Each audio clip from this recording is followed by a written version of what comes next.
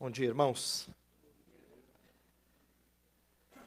Nós estamos estudando Pedro e o crescimento espiritual. Se porventura alguém chegou hoje e não acompanhou as outras mensagens, minha palavra vai ser breve, dizendo assim: estamos meditando sobre como Pedro nos ensina a crescer espiritualmente, a partir da sua própria experiência e de como ele apreendeu as coisas que Jesus Cristo lhe ensinou. Tá? Então, a primeira palestra na terça de manhã foi sobre crescimento espiritual de uma maneira geral.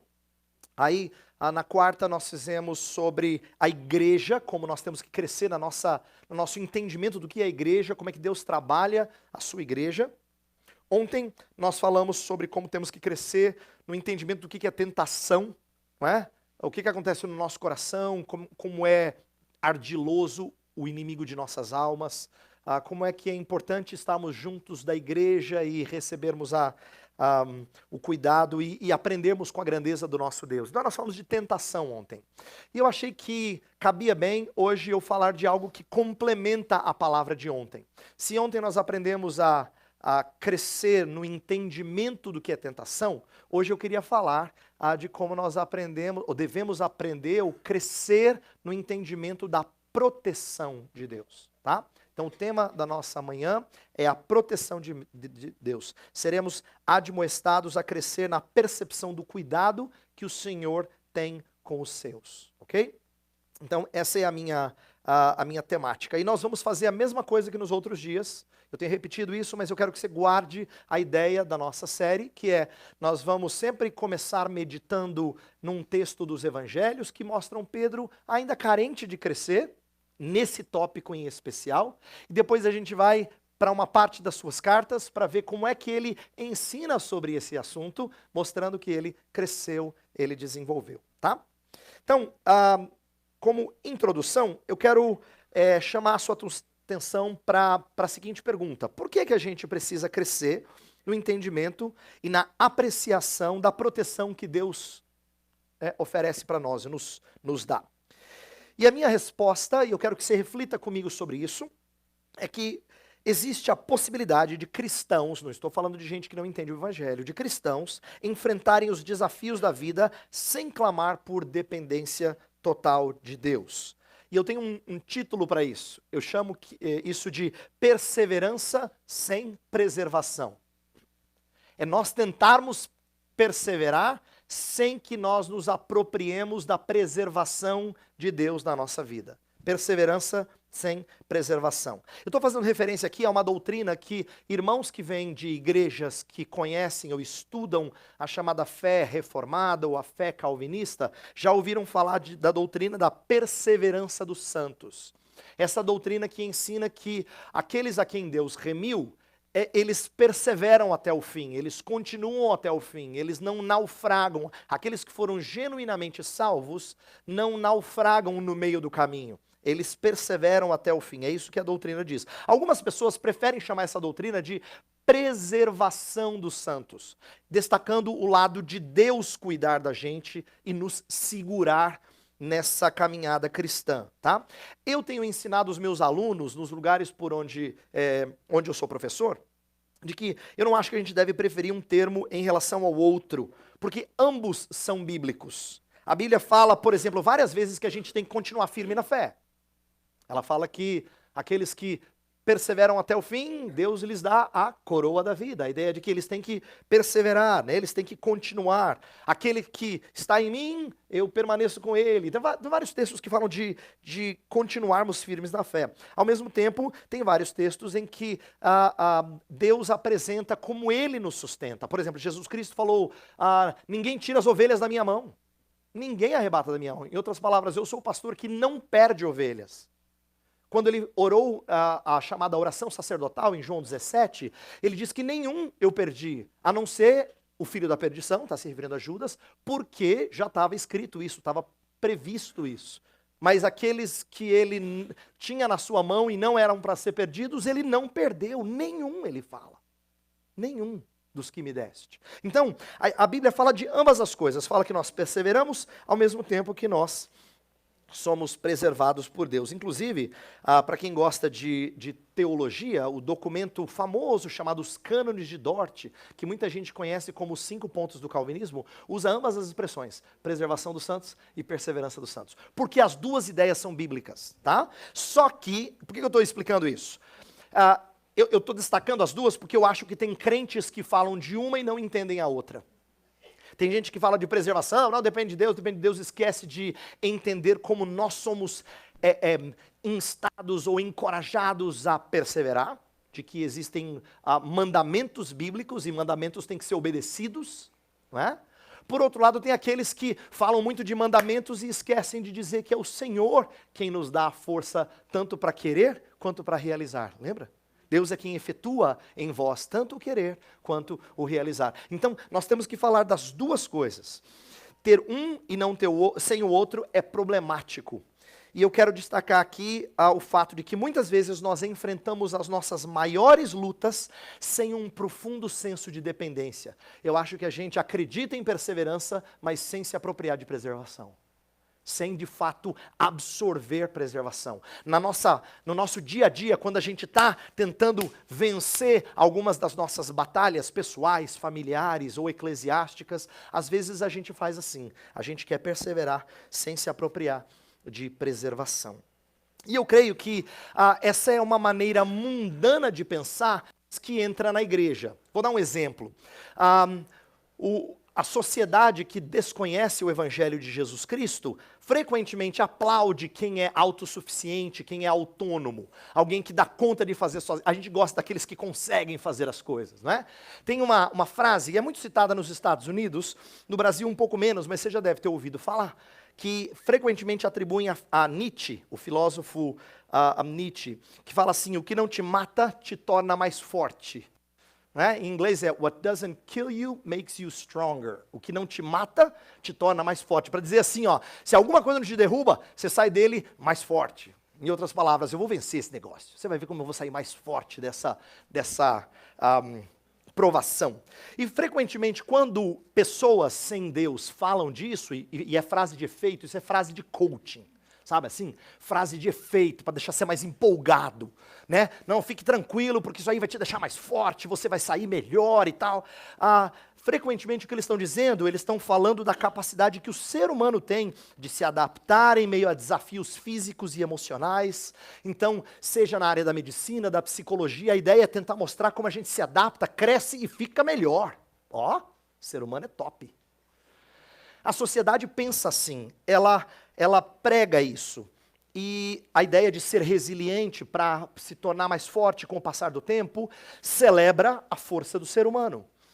Isso é bem pagão, tá? Bem humanista. E quando a gente fala de alguma coisa assim, com letras garrafais, bem humanista, parece que não nos atinge.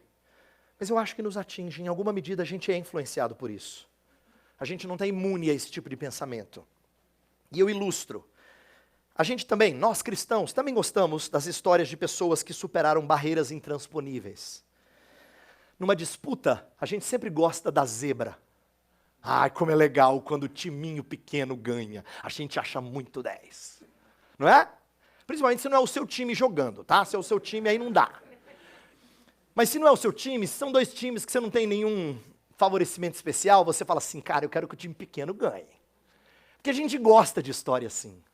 A gente gosta do mais fraco vencer. Os filmes emocionantes são os fracos superando os momentos de dificuldades. Esses são os momentos emocionantes, não é? A gente gosta disso. A gente aprecia uma história em que as pessoas simplesmente conseguem, elas fazem. Né? Nike, just do it. Né? Agora é só você conseguir fazer. Então, assim, nós somos bombardeados com isso e a gente gosta disso, essa história que nos empolga. Então, eu acho que, em alguma medida, nós somos influenciados, sim. Nós somos inclinados a pensar que isso... às vezes, eu acho que a gente é inclinado a pensar que isso é coisa mais do mundo e não nos influencia. Mas eu acho que é mais comum entre nós do que a gente admite. E a razão de eu concluir isso é que, de novo, nós vamos voltar para um personagem que teve muito tempo com Jesus. E eu vou mostrar agora, através de 2 passagens, vou gastar mais tempo com uma, mas 2 passagens dos evangelhos, de que ele aprendeu isso mais de uma vez. e não entendeu. Ele foi exposto a isso. E ele não era um dos fracos, se você me entenda corretamente. Ele não era das ovelhinhas que ouviu Jesus uma vez. Não, ele ouvia sermão de Jesus todo dia, tá? Ia lá no YouTube e ouvia Jesus. Ele acompanhava Spotify, tudo. Ele ouvia o tempo todo, mensagem boa. Ele aprendia do Rei dos Reis. 3 anos intensivo, tá? E a gente vai perceber como demorou a entrar. Demorou a encaixar essas coisas. Elas demoraram a ser absorvidas. Então, estou dizendo isso para que você parta do seguinte pressuposto. Se levou tempo para Pedro absorver, talvez seja verdadeiro que leve tempo para nós absorvermos. Talvez seja verdadeiro que nós também precisamos ouvir disso continuamente e aprender um pouco mais e crescer no entendimento e na apreciação dessa proteção que Deus nos concede. Então eu quero usar uma passagem de Lucas, capítulo 22, como nosso ponto de partida. Lucas 22 é a famosa passagem que Jesus prediz que Pedro iria negá-lo, tá? E eu quero usar essa passagem para que a gente veja como é que Pedro pensava que estava apto a suportar as provações na força do seu próprio compromisso. Por que eu mencionei aqui para o seu Toniel Dona Damares acerca do Deus que nos faz fiéis? É porque a maneira pagã de pensar é que a gente é comprometido. A gente segura as pontas. A gente aguenta. E Pedro achava também que ele aguentava, mas na força do seu próprio compromisso. Ele vai aprender que o seu compromisso não é tão forte assim. Seu compromisso não é tão resiliente, não é tão resistente assim, tá? E ele esteve próximo de Jesus, lembra? Mas isso não evitou a sua queda. Tanto não evitou a sua queda que eu creio que nós temos que aprender que é verdadeiro também para nós, isto é, a gente pode ler nossas Bíblias, vir ao culto regularmente e ainda estamos propensos a cair. Assim como Pedro tinha aqueles momentos de ápice em que ele falava algo verdadeiro e depois caía, nós também podemos ter essa instabilidade espiritual. Então eu quero que nós sejamos encorajados mais uma vez nessa manhã a pensar que, por vezes, nós parecemos tão próximos de Deus e num próximo momento a gente volta aos nossos pecados rotineiros. Aqueles pecados que a gente se sente escravizados a eles. Isto é, aquelas coisas que não são fáceis de superar. Por quê? Por que a gente pode, às vezes, num momento de culto, ou ministrando para alguém, ou em boas conversas, falar coisas tão verdadeiras, e depois voltar a práticas tão horrendas? Por que a gente faz isso? Lembra a ilustração da montanha-russa? Parece que a gente sobe devagarzinho, aí de repente dá aquela queda assim, dá friagem na barriga. Por que a gente faz assim? Eu creio que em parte é porque tanto Pedro como nós frequentemente demonstramos imaturidade acerca de muitas coisas concernentes às provações e à proteção do nosso Deus. Eu falei ontem de tentação e hoje eu vou falar da proteção de Deus. E é importantíssimo que a gente entenda a proteção do nosso Deus. Então, vamos ler Lucas 22, de 31 a 34, e eu quero mostrar como é que Jesus Cristo está ensinando algumas coisas acerca dessas provações e da proteção divina, tá? Eu vou destacar aqui alguns pontos daqui a pouco, mas primeiro vamos ler Lucas 22, de 31 a 34. E vamos fazer como a gente tem feito sempre. Cada um lê um verso bem alto para todo mundo ouvir, tá?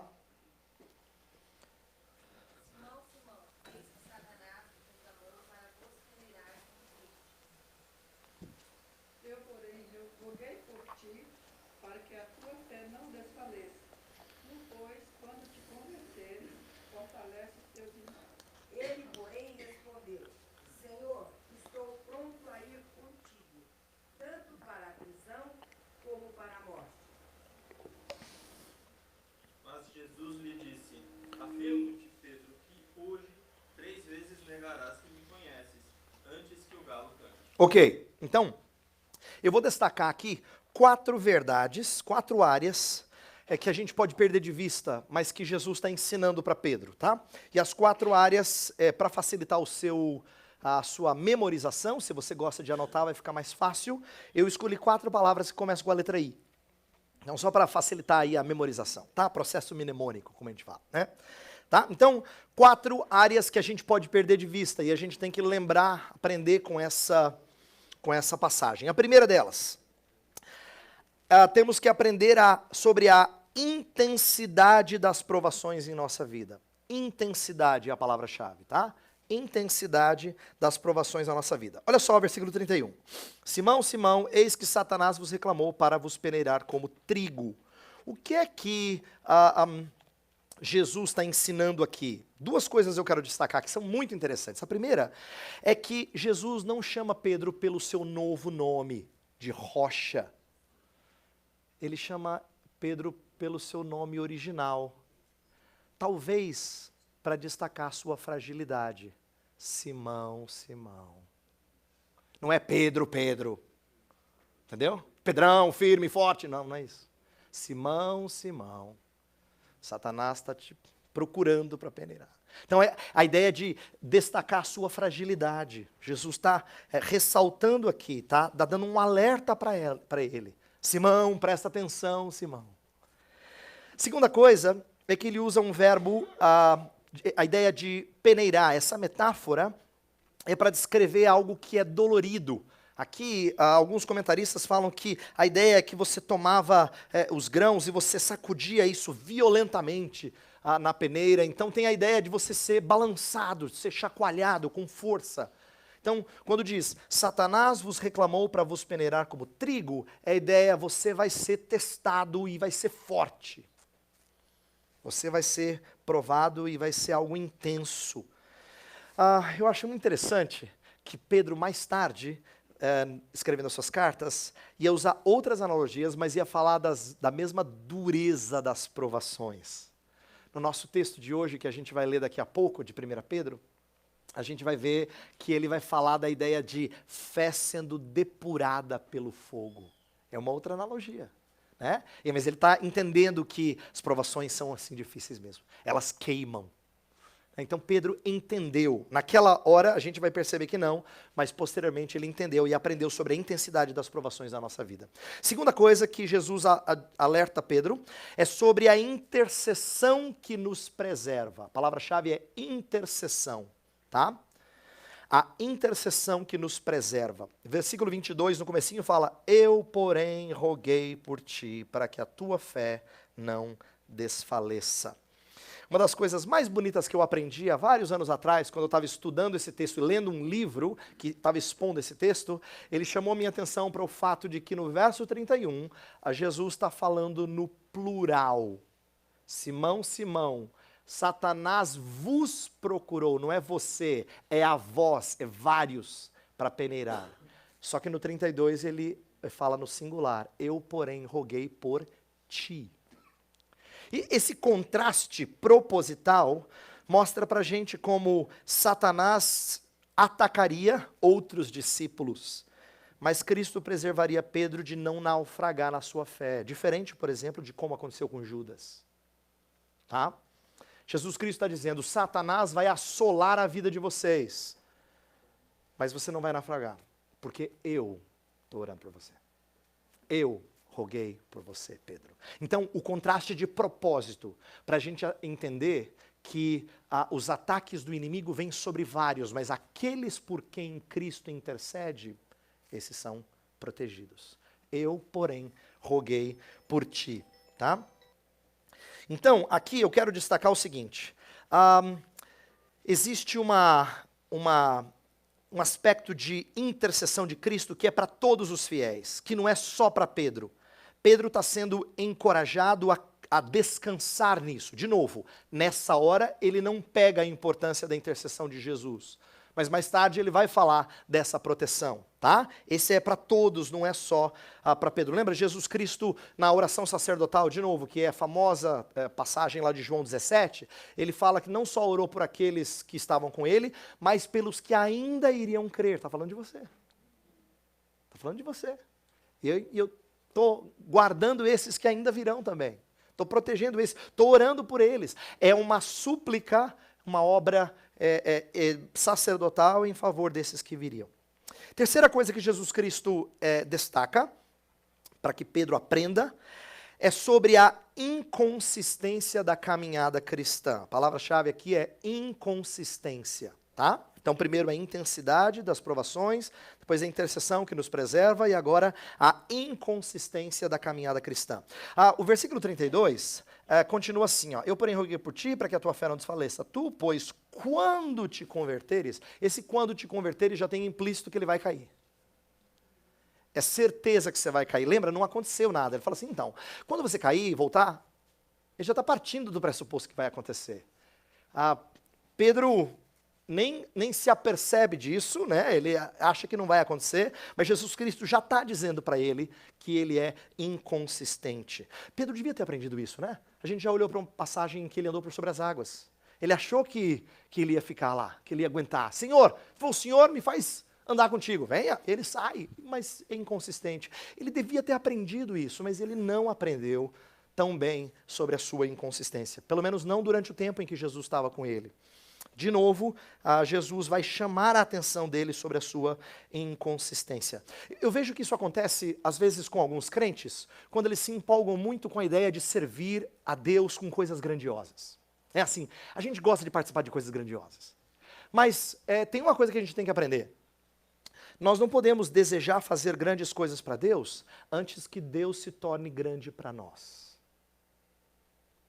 A gente não consegue se aventurar a fazer grandes coisas para o Senhor antes de que o Senhor pareça grande aos nossos olhos. Tá? Frequentemente nós nos aventuramos a coisas que às vezes nós não temos condições de suportar. E Jesus deixou exemplos disso nos evangelhos, nas cartas. Paulo fala, por exemplo, para não eleger uma pessoa nova na fé para a função de presbítero.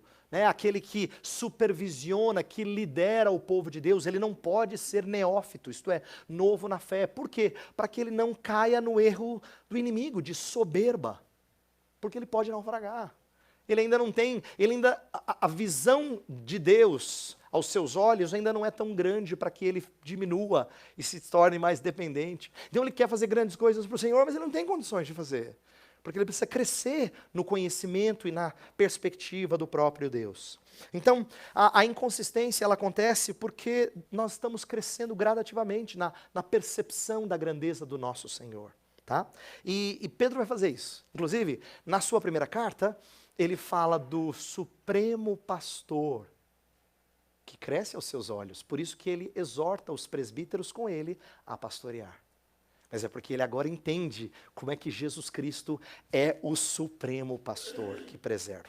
Quarta coisa desse texto é a insistência de Deus em nos usar. E eu acho isso muito bonito. Versículo 32 termina assim. Tu, pois, quando te converteres, fortalece os teus irmãos. Não é interessante pensar que Pedro ia cair, mas seria restaurado, e isso não o desqualificaria para servir. Jesus não fala para ele assim, então você vai ficar de castigo no cantinho, tá? Daqui a 30 minutos eu venho. Não faz assim. Ele não bota na geladeira. Ele não fica desqualificado. Embora ele tenha feito uma coisa que é tão frustrante aos olhos da igreja, aos nossos olhos, ele seria usado. Quando te converteres, fortalece os teus irmãos. Você vai cair, você vai voltar, mas quando você voltar, então encoraja os teus irmãos. Jesus está fazendo a mesma coisa que ele fez quando investigou o amor de Pedro por ele. Lembra, depois da ressurreição, Jesus Cristo tem um encontro com a Pedro e pergunta, tu me amas? Sim, Senhor. Tu me amas? Segunda vez, sim, Senhor. Tu me amas? E Pedro ficou triste. Jesus está relacionando as três perguntas às três vezes que ele disse não. Mas a parte muito interessante, que às vezes a gente perde de vista, é que em cada vez que Pedro fala, sim, Senhor, tu sabes que eu te amo, Jesus fala, apacenta as minhas ovelhas. Fortalece os meus cordeirinhos. Apacenta as minhas ovelhas. Jesus não futuca e pressiona e corta para dizer, entendeu? Agora, bem feito. Não tem nada disso.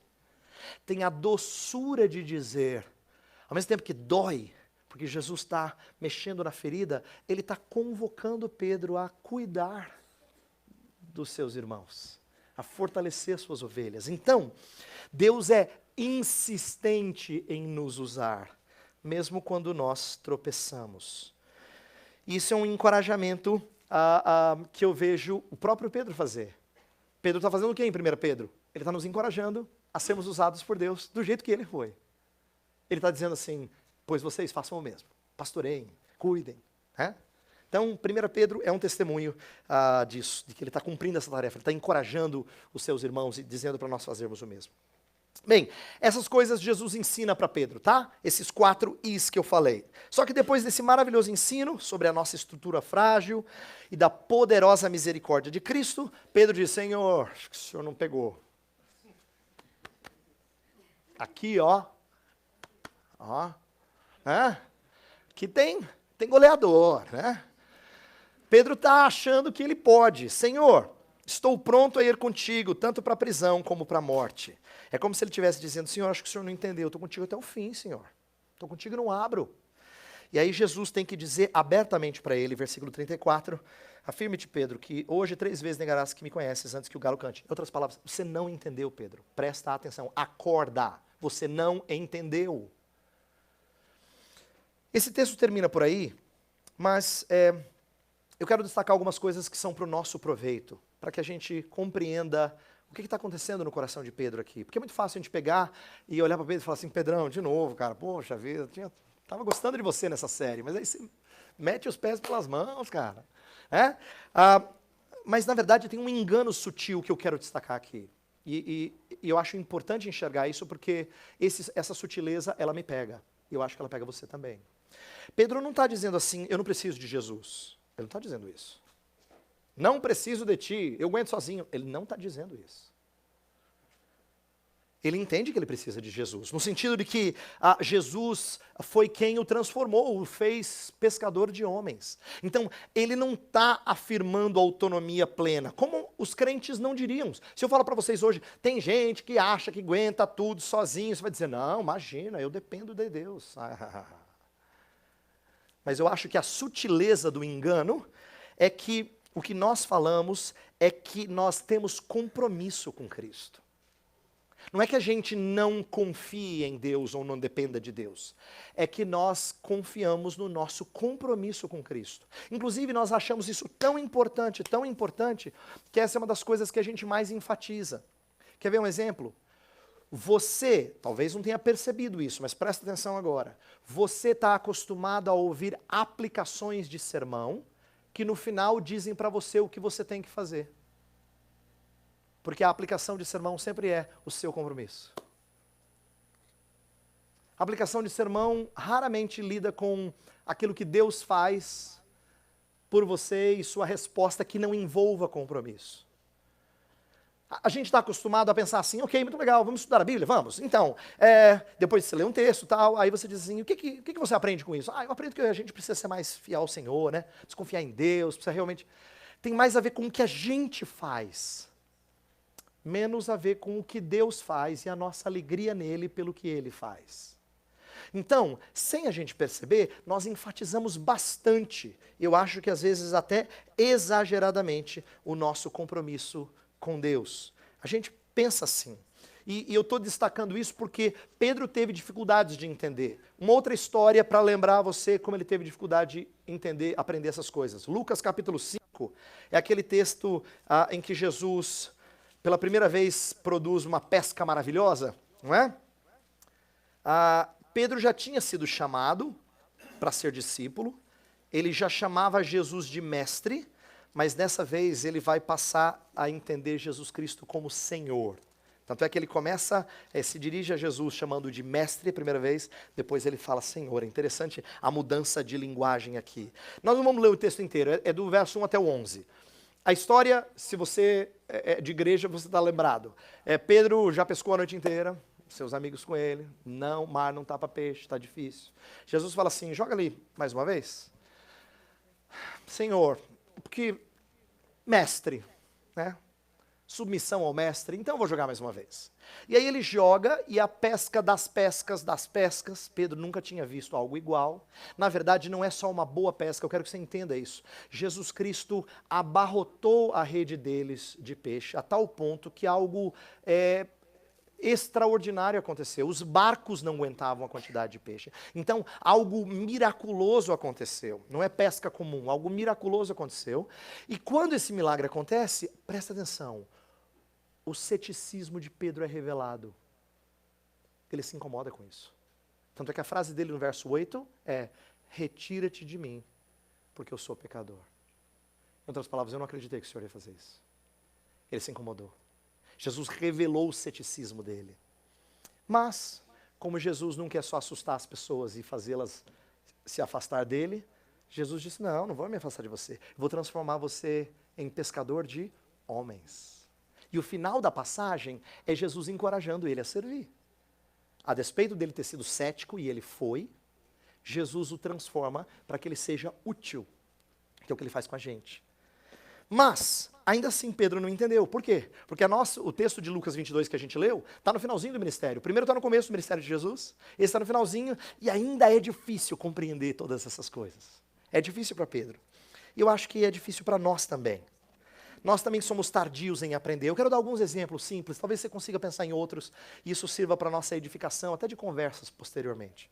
Mas presta atenção em como, às vezes, nosso jeito de encorajar alguém que está abatido é falando: não, tenho certeza que você é uma pessoa especial. Eu lembro que, na época, eu vou contar aqui das minhas fraquezas, para vocês entenderem. Na época em que eu não conhecia a minha esposa, e eu tinha muita vontade de conhecer a minha futura esposa, porque eu estava prestes a ser pastor, eu lamentava, e algumas pessoas próximas de mim diziam: não, Heber, tenho certeza que Deus tem alguém muito especial para você. A gente sempre gosta de prometer coisa que a gente não sabe o que vai acontecer, né? A gente gosta de prometer. Tenho certeza que Deus tem uma pessoa muito especial para você, uma pessoa jóia e tal. E esse tipo de promessa a gente faz, eu sei que bem intencionado, mas a gente faz, às vezes, destacando as qualidades antes do que o descanso em Deus. Então fala assim: não, porque você é uma pessoa muito jóia, certamente tem alguém bom para você. Isso é horroroso. Que tipo de encorajamento errado. Por quê? Porque a gente destaca mais as nossas virtudes do que o cuidado de Deus. A gente faz isso com os nossos filhos. Quando eles estão abatidos, na escola, no esporte, nos relacionamentos, a gente fala: não, querido, você é um menino muito especial. Você é um menino muito especial. Olha só o que você consegue fazer, olha só, olha só. E a maneira da gente levantá-los, eles saem assim da conversa dizendo: uau, é mesmo, mãe? É mesmo, pai?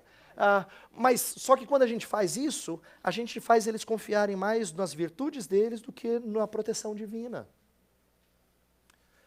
E isso passa, isso acontece na nossa família. Assim como, às vezes, a gente combate os nossos pecados vergonhosos sozinhos. Aquelas coisas que a gente tem receio de expor e contar para os outros, que envergonham a gente. Quando a gente tem conversas com o Senhor Deus, a gente diz: Senhor, dessa vez eu prometo, eu vou ser santo. Eu vou confiar no Senhor, eu vou ler mais a Bíblia, eu vou orar mais. Eu quero te amar, Senhor, porque eu te amo, o Senhor sabe que eu te amo. Mas a gente faz isso sozinho, esquecendo que a proteção de Deus frequentemente é mediada pelo cuidado da igreja para com os seus. A gente faz isso sozinho, porque a gente confia no nosso compromisso. Agora, Senhor, eu vou me aproximar de Ti. E a gente faz isso sozinho. Enquanto que a Bíblia Sagrada repete vez após vez que quem faz isso é a igreja de Cristo na vida dos seus. Percebe como a gente se engana na força do nosso próprio compromisso? Ou senão, talvez você procure sanar a sua ansiedade fazendo a sua parte para manter o emprego, ou para melhorar o relacionamento conjugal, como se Deus fizesse a parte dele. A gente pensa como se fosse esforço repartido. Eu faço uma porcentagemzinha mais mínima, pensa assim numa fatia de gilete, pequenininha, Deus faz o resto. Mas não é assim que funciona, a Bíblia não fala da sua parte, da parte de Deus. Deus não garante 99% e fala assim: ó, tá aí na cara do gol, só rola para dentro. Não é assim. Mas não tem aquele versículo bíblico que fala: faça a tua parte que eu te ajudarei? Deve estar em 3 Coríntios. É isso mesmo, não é? 3 Coríntios, esse verso aí. Então, isso mostra pra gente que, sabe que essa frase é antiga? Essa frase que você falou, ela vem desde os tempos da Idade Média, em que a teologia chamada semipelagiana dizia que você começa e Deus vem e completa. Você dá o primeiro passo e Deus vem e completa. O semipelagianismo sempre propagou isso. E isso ficou não só na Igreja Católica Romana, mas até em muitas igrejas evangélicas, que pensam de forma bipartida, assim, como se tivesse a minha parte e a parte de Deus. Não funciona assim. Não funciona assim. Fiz a minha parte, o importante, eu fiz a minha parte. Grandes porcaria, né? Você não fez, não funciona, eu fiz a minha porcentagem e Deus vai fazer o resto. A gente confia erroneamente no nosso compromisso, esquecendo de que o Senhor faz 100% das coisas, mas nunca à parte das nossas atividades, nunca distanciado do nosso proceder. Então, eu só estou dando exemplos, e você pode pensar em outros, de como nós também caímos, nós também confundimos. Mesmo no meio cristão, nós às vezes deixamos escapar uma mentalidade que seja confiante em si, antes do que na proteção divina. Por isso que a gente vai olhar agora para uma passagem em 1 Pedro e gastar o resto do nosso tempo nela. Eu vou pedir para você abrir lá em 1 Pedro capítulo 1, nós vamos ler dos versos 3 a 12, mesmo esquema que a gente fez, de cada um ler um verso, e aí nós vamos aprender algumas coisas de forma sintética sobre esse texto, tá? 1 Pedro 1, capítulo 1, versos 3 a 12. Então, por favor, sem delongas, cada um lendo um verso. Bendito Deus e Pai de nosso Senhor Jesus Cristo, que segundo a sua muita misericórdia, nos regenerou para uma viva esperança, mediante a ressurreição de Jesus Cristo dentre os mortos. Para uma herança incorruptível, sem mácula, imarcessível, reservada nos céus para vós outros. Que mediante a fé estáis guardados na virtude de Deus, para a salvação já prestes para se revelar no mundo inteiro. Isso exultais, embora no presente, por breve tempo, se necessário, sejais conquistados por várias provações. Assim acontece para que fique comprovado que a fé que vocês têm, muito mais valiosa do que o ouro que perece, mesmo que refinado pelo fogo, é genuína e resultará em louvor, glória e honra quando Jesus Cristo for revelado. Até não haver visto a mais, o qual não veio agora, mas crendo exultais como indizível. obtendo o fim da vossa fé, a salvação da vossa alma. Foi a respeito dessa salvação que os profetas indagaram e inquiriram, os quais profetizaram acerca da graça a vós outros destinada. Procurando saber o tempo e as circunstâncias para os quais apontava o Espírito de Cristo e neles estava, quando lhes predisse o sofrimento de Cristo e as glórias que se seguiram àqueles sofrimentos.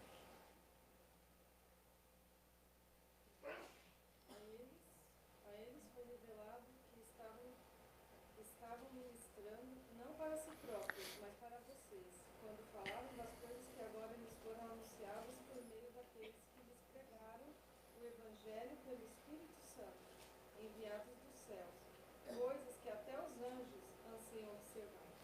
Ok, então essa passagem tem bastante coisa bonita e ela é uma passagem descrevendo a salvação de Deus, a poderosa salvação de Deus na nossa vida, como ela nos preserva. Então eu vou destacar coisas relacionadas a isso. Eu quero começar destacando uma estrutura que está presente nesse primeiro capítulo e principalmente na nossa passagem.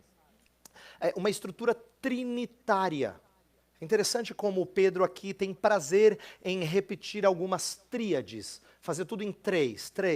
Por exemplo, no versículo 2, que é o segundo verso da carta, ele apresenta já uma saudação trinitária. Ele fala, eleitos segundo a presciência de Deus Pai, em santificação do Espírito, para obediência e aspersão do sangue de Jesus Cristo. Tá? Então, a Trindade está afirmada de forma explícita aqui. Deus Pai, Espírito, Jesus Cristo. E essa Trindade vai se refletir no que ele vai descrever no texto que a gente leu. Do 3 até o 12 do capítulo 1, a gente enxerga três partes, três estrofes, por assim dizer. A primeira destaca a obra do Pai, primordialmente. A segunda fala mais acerca de Jesus Cristo. E a terceira, acerca da obra do Espírito. Veja só, versículo 3, do 3 até o 5 é a primeira estrofe. Bendito o Deus e Pai de nosso Senhor Jesus Cristo. Aí vai fazer o que ele fez, tá? Vai falar o que ele fez. Até o versículo 5. Fez, claro, por intermédio da obra de Jesus Cristo, seu Filho. Mas é destacando, bendito o Deus e Pai, não é? No versículo 6 até o 9, a gente vê destaque para a obra de Jesus Cristo. Então, a glória e a honra na revelação de Jesus Cristo, está no final do versículo 7. E do 10 até o 12, fala dos profetas do passado que foram guiados pelo Espírito Santo enviado do céu. Versículo 12 fala disso. Eles falaram a partir da obra do Espírito Santo. Então a gente vê essa estrutura trinitária aparecendo no nosso texto. A obra do Pai, do Filho e do Espírito. O que isso nos ensina? Não vamos falar de maneira complexa sobre a Trindade aqui, apenas dizer que Pedro, de forma estrutural, ele está fazendo literatura bem construída aqui, ele está mostrando para a gente que salvação é uma obra do nosso Deus triuno, do início ao fim. Ele é quem opera, e Deus, o nosso Deus triúno, trabalha conjuntamente. Essa é uma das coisas bonitas da doutrina da Trindade. Nunca o pai quer fazer uma coisa que o filho não queira. Pelo contrário, o filho fala que a minha comida e a minha bebida é fazer a vontade do pai. Não é?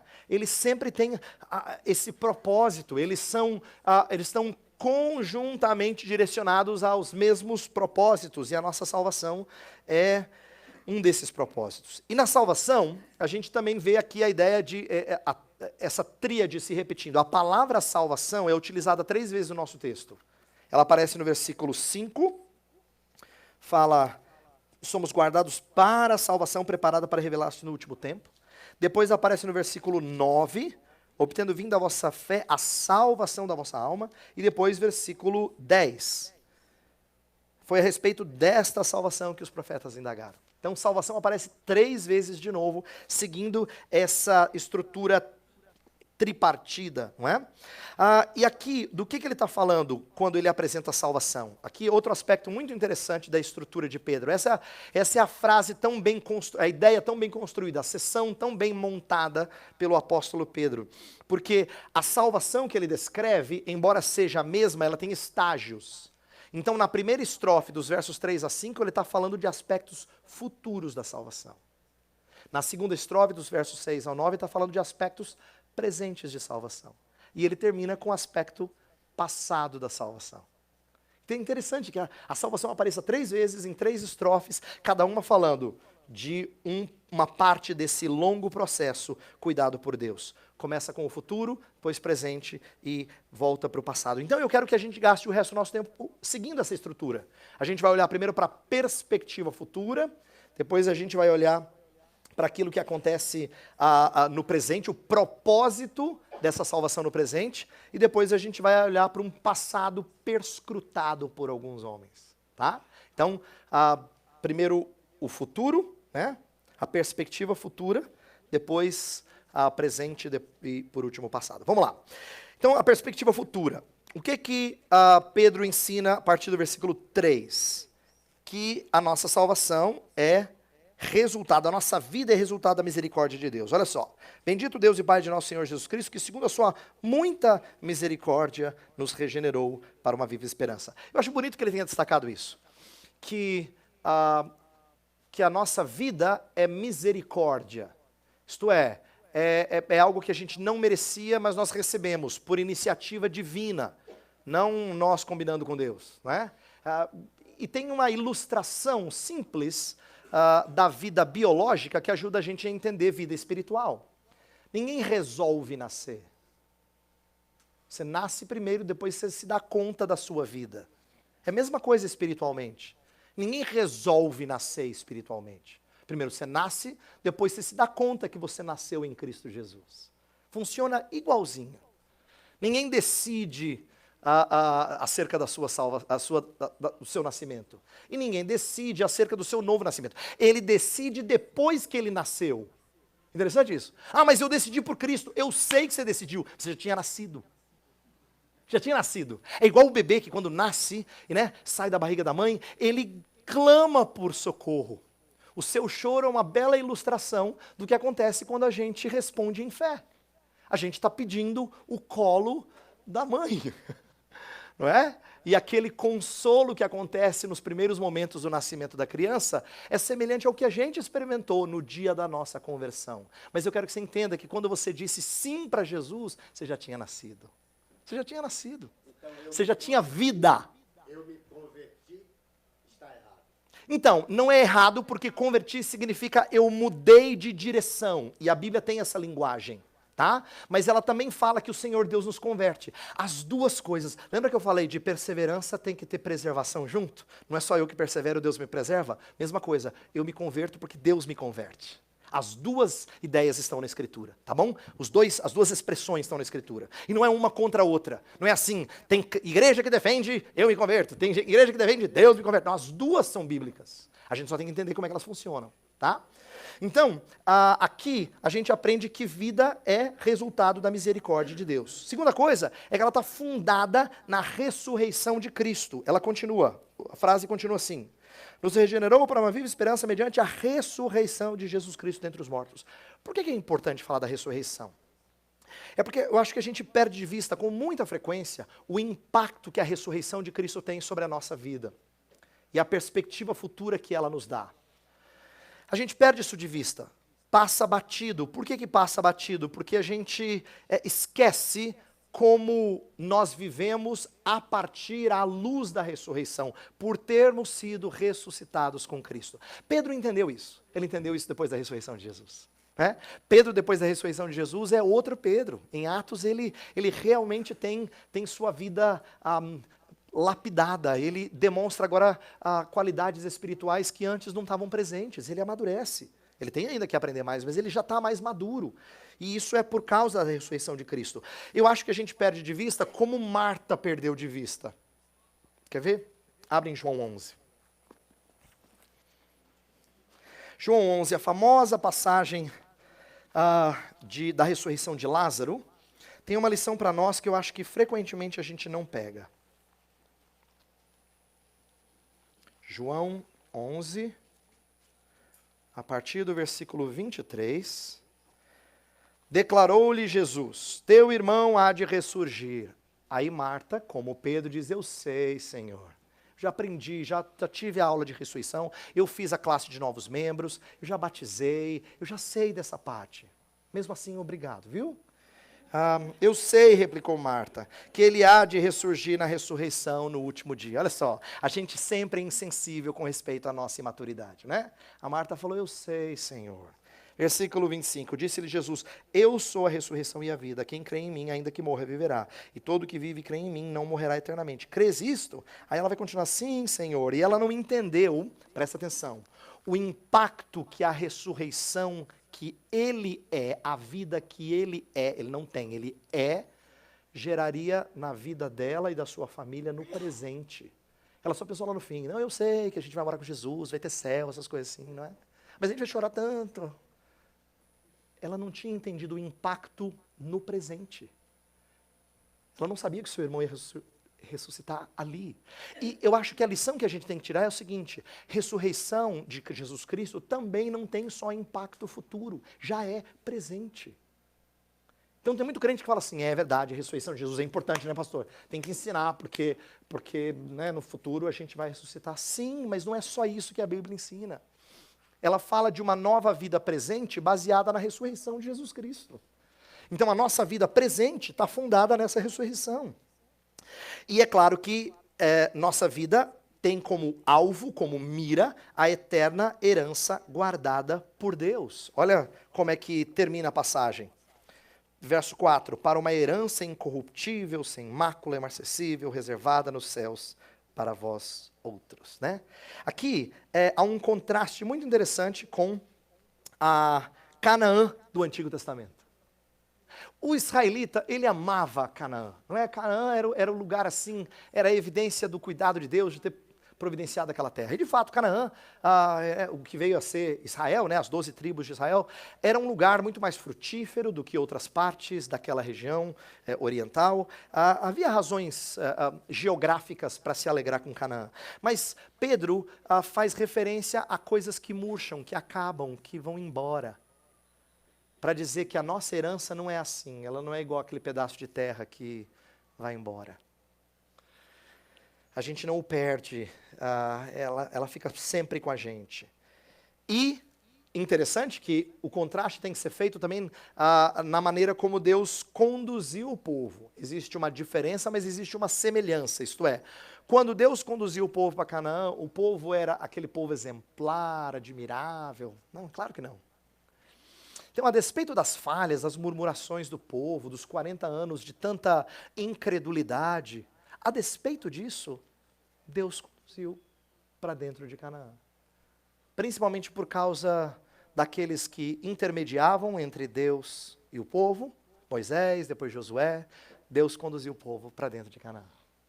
A mesma coisa acontece com você. A despeito das suas fraquezas, Deus te conduzirá para Canaã celestial, por causa daquele que intermedia o seu relacionamento com Deus. É por causa de Jesus que você chega lá. Tá? É por causa de Jesus que você chega lá. Então, Pedro está ensinando aqui para a gente se deleitar na salvação com essa perspectiva futura. E ele coloca nesse texto 3 respostas que a gente tem que ter à luz dessa perspectiva. A primeira é de louvor. A passagem começa, bendito seja o Deus e Pai. Como o louvor é precioso para sarar nosso sofrimento. Lembra que eu mencionei antes na semana que a 1 Pedro é uma carta escrita a crentes que estão sofrendo. Estão debaixo de perseguição, alguns estão sofrendo até justamente, mas estão apanhando, estão lamentando. Como é importante eles serem encorajados a louvar. Pedro sabe que louvor é uma ótima resposta em tempo de aflições, em tempos de aflição, não é? Por exemplo, Salmo 34. Bendize, ó minha alma, ao Senhor. Ele fala assim em todo tempo eu louvarei ao Senhor. O seu louvor estará sempre nos meus lábios. Essa frase faz mais sentido quando a gente lembra quando é que Davi escreveu o Salmo 34. Foi quando ele estava fugindo de Saul. E ele quase foi pego naquele dia. Ele teve que se fingir de doido para escapar. E aí, ao invés de dizer, ufa, não, ele louva o Senhor. Vai dizer, Senhor, mas passou perto. Não, ele louva o Senhor. Em todo tempo eu louvarei o Senhor. O seu louvor estará sempre nos meus lábios. Louvor é um ótimo remédio para que nós saremos nossas aflições. Segunda resposta é esperança. Esperança. Ele nos regenerou para uma viva esperança. Nós estamos falando aqui de crescimento espiritual e eu quero aplicar para essa ideia de crescimento espiritual. Como é que a obra do Deus triuno por nós deve nos dar esperança? A ideia de que bebês sempre crescem também deveria nos encorajar acerca de crescimento espiritual. Se você gosta de servir na igreja, eu vou agora falar especialmente para aqueles que são dedicados à igreja, que têm algo que fazem na igreja e querem contribuir de alguma maneira para que a igreja cresça e amadureça. Né? Às vezes a gente trabalha com pessoas assim que dá um desânimo. Né? Dá um desânimo, por isso que não vai nunca. Por isso que não anda. A gente fala de Jesus, ora para que Deus assim trabalhe no coração. E aquele crente assim... A gente tem a impressão de que tem certas pessoas que nunca vão chegar lá. E a gente desanima em relação a elas. Aqueles que titubeiam, aqueles que caem, que tropeçam constantemente. E nós somos encorajados, no capítulo em que Paulo escreveu sobre ressurreição, de que no Senhor o nosso trabalho não é vão. O maior capítulo que Paulo escreveu, 1 Coríntios 15, é sobre a ressurreição de Cristo e o impacto dela na nossa vida. E o último verso fecha com um encorajamento, de que o nosso trabalho nunca é investimento perdido. A gente não gasta, a gente investe porque dá resultado. No reino de Deus sempre dá resultado. Servir alguém sempre dá resultado, nunca deixa de dar resultado. Você fala, pastor, mas eu já acompanhei pessoas e elas naufragaram na fé. Eu sei, e Deus te ensinou muitas coisas, você cresceu grandemente com isso. Porque investir em pessoas sempre dá resultado. Sempre, sempre, sempre. Você tem que responder com esperança a essas verdades. E a terceira resposta que eu quero destacar aqui é de descanso. Não é? Olha só, a ideia de que somos levados a uma herança incorruptível. Nós devemos descansar, sois guardados pelo poder de Deus. É descanso, é proteção, tá? Essas são as nossas respostas. Agora, esse guardado pelo poder de Deus, lembrando o que eu falei no começo, não exclui o fato de nós sermos fiéis ao Senhor. Inclusive, sois guardados pelo poder de Deus mediante a fé, diz o verso 5. Então, o Senhor Deus aqui nos guarda, mas Ele nos guarda operando em nós essa perseverança. É mediante a nossa fé. Então, para algumas pessoas que têm dificuldade com a ideia de que crente salvo, continua salvo, né? Uma vez salvo, salvo para sempre. Nossa, eu acho horrível essa ideia, porque parece que deixa pessoas andar a qualquer jeito. Não é verdade. Biblicamente, segurança não estimula frouxidão moral. Biblicamente, segurança não estimula a frouxidão moral. Se você tem pensado assim, você tem pensado errado. O próprio apóstolo Pedro quer confortar os seus leitores dizendo que você é guardado pelo poder de Deus. E isso acontece mediante a fé. Então uma coisa não exclui a outra. Inclusive, por acaso você ter certeza da sua salvação faz você não querer amar a Jesus? Se você é crente genuíno, você vai dizer não. Mas você pode dizer, não, eu tenho convicção de que eu estou salvo, mas eu continuo amando e andando próximo a Jesus. Porque a verdade bíblica é que uma coisa não exclui a outra.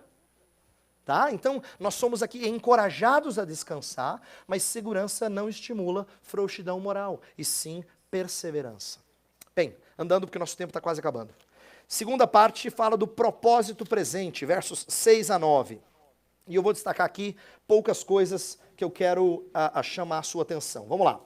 Então, a primeira coisa que eu quero chamar a atenção é de que a fé aqui é o meio pelo qual nós estamos sendo protegidos pelo nosso Senhor. Então, Pedro fala da maneira como é que Deus trabalha a nossa fé. Lembra? Somos guardados pelo poder de Deus mediante a fé. Então, o que Deus faz com a sua fé no presente? Olha só o que ele faz com a sua fé no presente. Versículo 6. Nisso exultais, embora no presente, por breve tempo, se necessário, sejais contristados por várias provações. A primeira coisa é que ele produz na gente alegria em meio às provações. É um paradoxo, né? Parece estranho entender isso.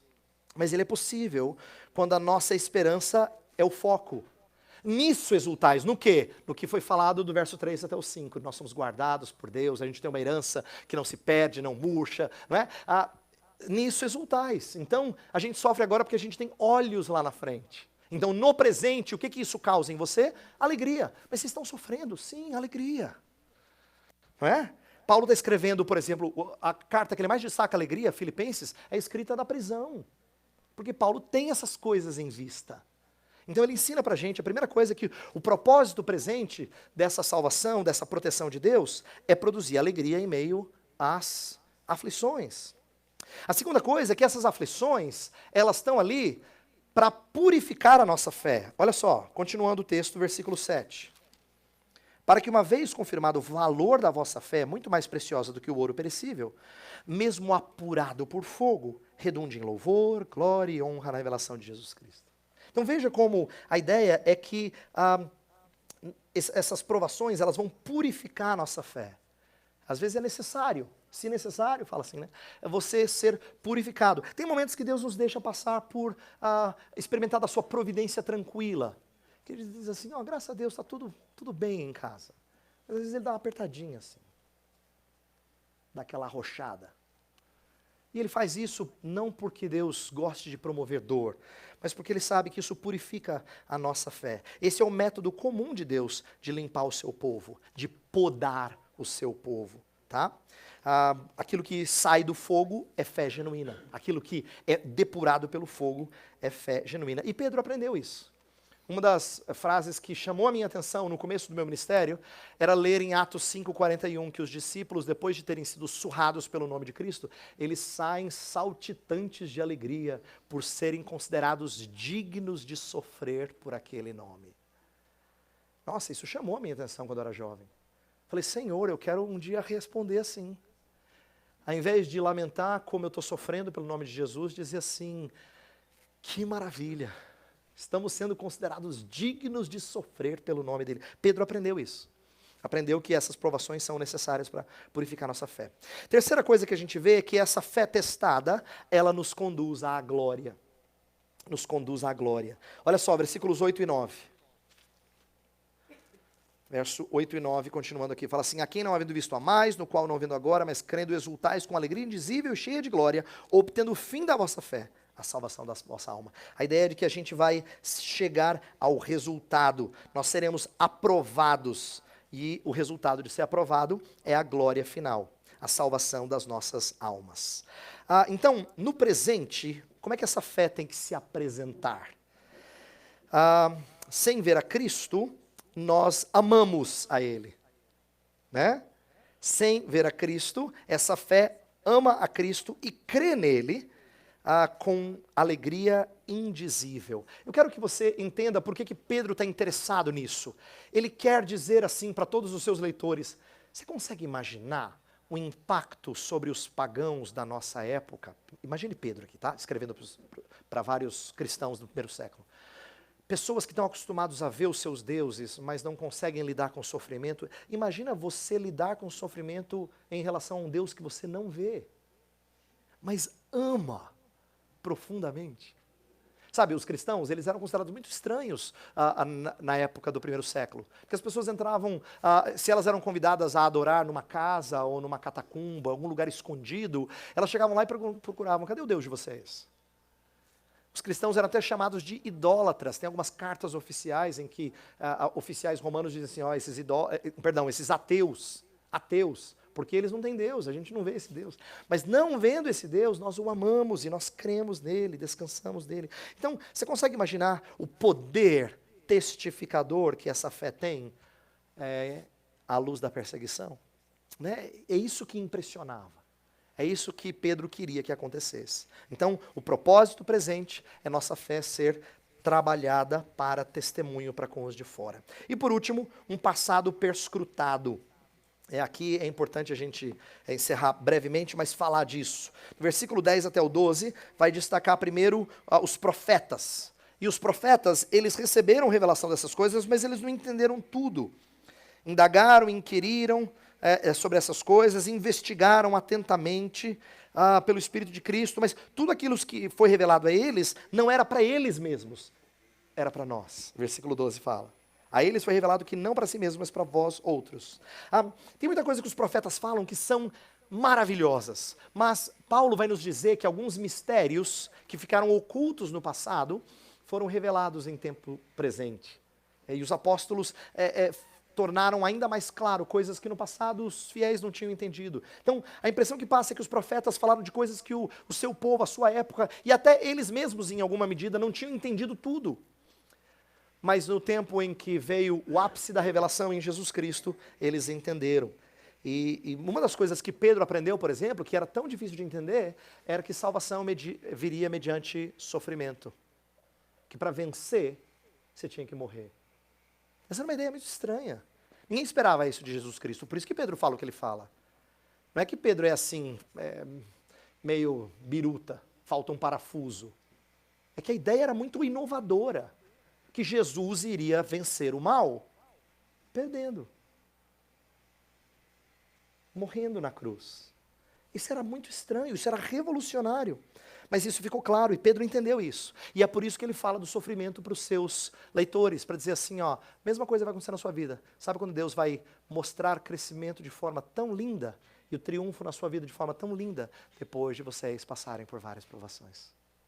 Você também vai ter uma trajetória assim, de passar por algumas provações para que a sua fé seja aperfeiçoada. E é assim que homens perscrutaram no passado. Até os anjos se encantaram com essa forma de Deus nos proteger e anelam ver mais disso. Tá? Então, eu quero terminar dizendo o seguinte. O que Pedro aprendeu e nos ensina nessa passagem deve nos encorajar não só a crescer, mas a fazer outras duas coisas que estão ligadas à vida cristã. A primeira é suportar as coisas que nós sofremos agora, não baseados no nosso próprio compromisso, mas na proteção de Deus, sabendo que tem coisas reservadas para nós, mas que Deus vai nos levar lá a despeito das nossas fraquezas, tá? Ele vai nos conduzir, a glória vai ser dele, nós não vamos chegar lá e falar, parabéns, cara. Não, o servo bom e fiel, você não fez nada mais do que você tinha que fazer. Não tem louvor especial para você. As glórias que você recebe tem todo o nome de Jesus Cristo. As medalhas são dele, ele coloca no seu peito porque ele quer, mas tem o nome dele. Ele é o vitorioso, ele é quem triunfa e faz você aproveitar e se deleitar no triunfo dele. Mas o que eu quero que você aprenda aqui e que cresça com isso, é essa ideia de que nós temos que não só suportar o sofrimento, mas nós temos que pastorear os que sofrem. E eu quero terminar com isso. Eu quero que você entenda que Deus colocou você na vida da igreja onde você está, não só para que você seja servido, que é verdade, mas para que você sirva a outros. Se Deus despertar você nessa semana a buscar o crescimento que nem o bebê anela pelo leitinho, então, que esse crescimento aconteça mediante o seu cuidado para com outros, o seu pastoreio para com outros, a sua maneira terna de cuidar daqueles que tropeçam. Lembra, você e eu também somos iguais a Pedro, e tem muita gente do seu lado que tropeça muito. O Salvador Jesus teve paciência com Pedro. Pedro está tendo paciência com seus leitores, e eu estou pedindo para você, tenha paciência com as pessoas que andam ao seu lado, mas que parecem não caminhar a passos largos como você gostaria. Seja misericordioso com eles, e creia que investir no reino nunca é vão. Eu vou pedir uma coisa, eu não sei se vai dar para fazer. Todo mundo do quarteto está aí? Ou não? Tá falta um? Eu ia inventar essa moda. Dá para vir ou não? Dá? Então eu queria que ao invés de só eu orar e a gente encerrar, eu queria que a gente ouvisse a música que eles cantaram no começo, mas que ela fosse a nossa oração. Tá? Quando eu estava ouvindo aquela música, eu falei assim, acho que ela cabe bem no final. Para que a gente ofereça ao Senhor uma fragilidade que está disposta a ser moldada. Então, inclusive no final fala assim, para que eu sirva onde for. Para que eu seja útil onde quer que eu vá, tá? Então eu queria que o quarteto viesse e cantasse aquela canção novamente, e eu vou pedir para você fechar os seus olhos e orar ao Senhor, e pedir, Senhor, usa-me. Lembrando das suas fraquezas, eu acho que nossos momentos mais gostosos com o nosso Senhor é quando a gente expressa nossas fraquezas para Ele. E quando a gente se deleita na força dEle na nossa vida, né? Então, faça dessa a sua oração, tá bom? Vou pedir para vocês chegarem aqui, se ajeitarem, e nós vamos em espírito de oração.